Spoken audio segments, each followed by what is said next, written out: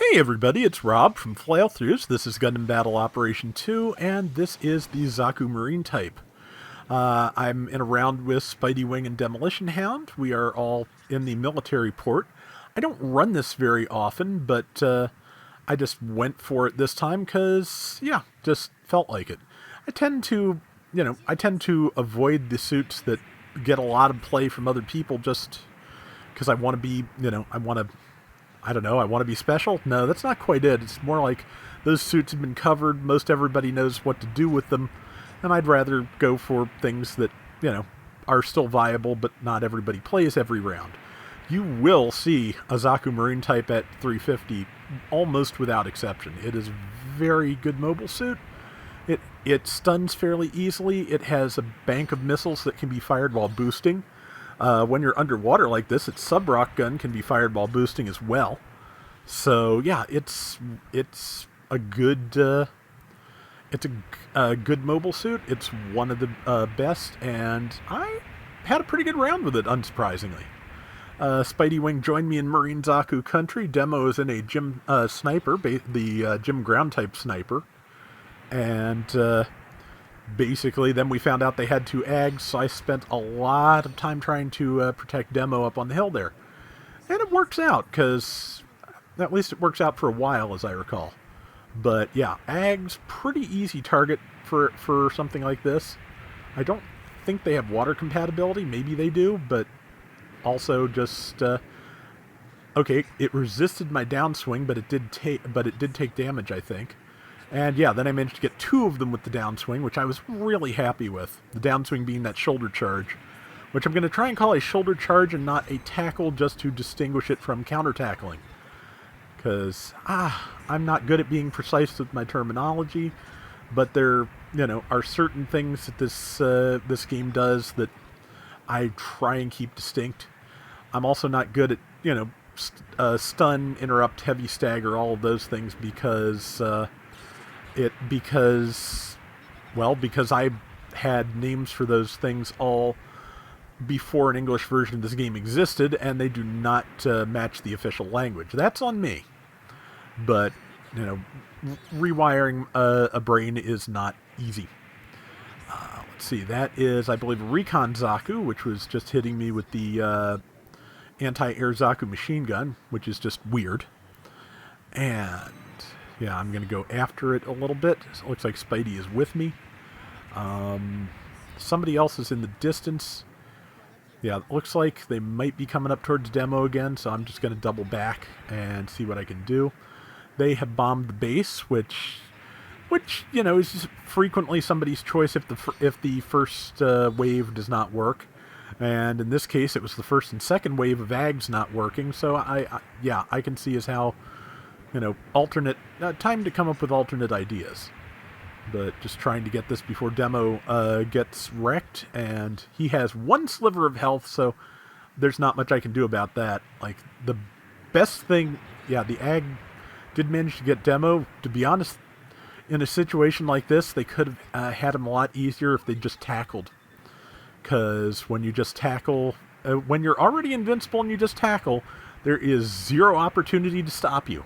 So, yeah, just if you're invincible and someone has that tiny little sliver of health, just tackle them. That's the easiest way to get that kill.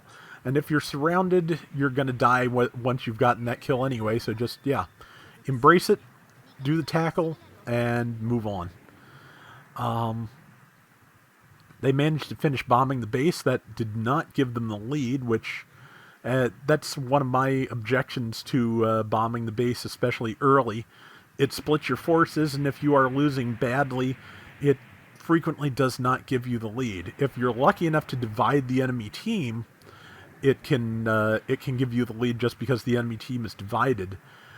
But honestly, if your team is, you're better off, in my opinion, most of the time, not always, but a lot of the time at least, just keeping your team together and trying, redoubling your efforts to focus and support other teammates rather than, go charging in on your own. Unfortunately, they have two AGs, which are, just simply put, charge in on your own mobile suits. They have a bad habit of knocking down or staggering things that try to work around them, So they really do kind of have to just get in there. And so, if they get in there, great, and if not, you've got a problem. And especially since the Ags, at least one of the Ags in this round is 50 points down, there is a problem. So, like I said, I'm almost certain that by the end of the match they somehow solved this problem, but I don't remember how. But yeah, that's another kill. And I am dead for, I think, the first time this round with 2.5 minutes to go. That's not bad. And yeah, they have a Zaku cannon. That can put a good dent in me, of course. So it's, and with Spidey and me both down, there's nobody else in the voice call, so there's nobody Demo can call for help as efficiently as us. So that kind of makes things harder when you've got a couple Ags after your head. Also problematic when there are Ags after your head is my backpedal style, which is great when I'm fighting on my own, not so great when I'm trying to defend a specific target like I should have been here, and just wound up not anywhere near them. So at this point, all I can really do is try and get a little bit of vengeance here, and do that without putting myself at extreme risk. Oh yeah, they have an Agu guy too, so it's half raids. So they have half raids, and we have one of the best 350 generals or 250 generals, excuse me, in their element. I hope I didn't say 350 at the beginning of the round, but I probably did. Zaku Marine type does go all the way up to 350. But yeah, this is the level 1, I believe. So, but yeah, you get the idea. We're in our element. So is at least the Agu guy, if not the Ags as well. But just you'd think with 2 generals in their element against 2 or 3 raids in their element that would work out, but they managed to get it together after the base bombing, and they're just focusing us a little bit better than we're able to stay focused on them. So, sometimes what it really takes is coordinating. Also, they managed to capture all the points, which can be an extremely frustrating tactic that also does, force the enemy team to retreat when you do it, because, yeah, they've got to spawn in somewhere. So if you can keep going and keep pushing, you can get quite a bit of mileage out of doing that. Like I said, they managed to pull it off, and we are not quite going to beat them here. Especially since I'm having to deal with this Agu guy in my face.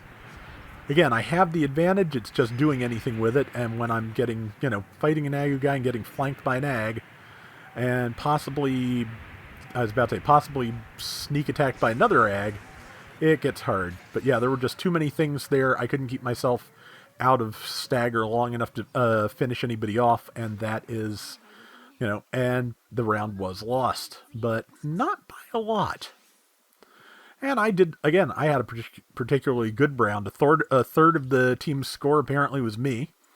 I got top assist and did 94,000 damage at 250 with 8 kills and 2 deaths. I'm going to call that pretty good, I think. So that is going to do it for today's Gundam Battle Operation 2. We'll be back soon with more. Till next time, everybody take care and have fun. Later.